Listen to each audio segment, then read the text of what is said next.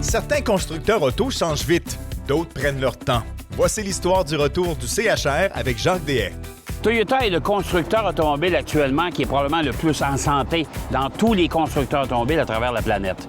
Et aujourd'hui, Toyota nous présente 21 modèles électrifiés, c'est-à-dire hybrides rechargeables, et 4 modèles entièrement électriques.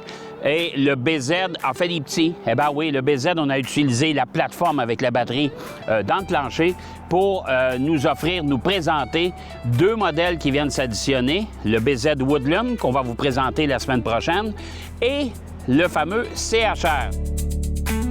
Véhicule qui est joli, on emploie exactement la même partie avant, c'est-à-dire cette portion qu'on retrouve d'ailleurs sur la Prius, qu'on retrouve sur le BZ et que vous allez retrouver aussi sur le BZ Woodland.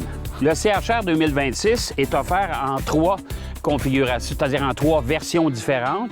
Dans le cas de la SE, on parle d'une traction.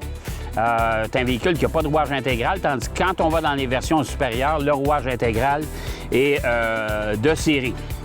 On parle de 496 km d'autonomie. C'est quand même pas mal pour un véhicule de cette envergure-là. On parle d'un coffre de 720 litres quand même derrière la deuxième banquette. Et ça, c'est aussi très logeable. Alors maintenant, allons voir l'intérieur du CHR 2026.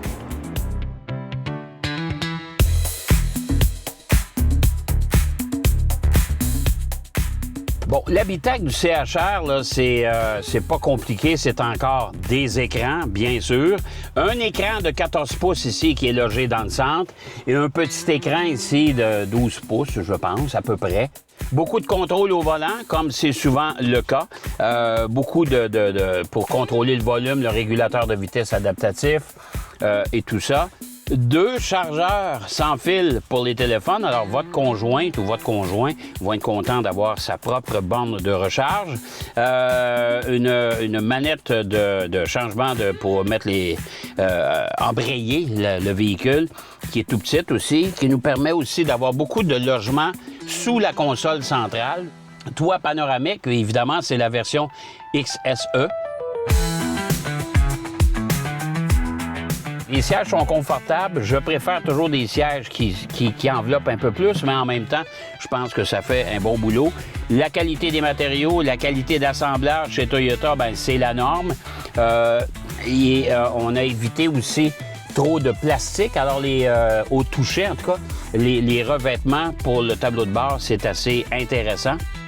Ça fait pas bon marché.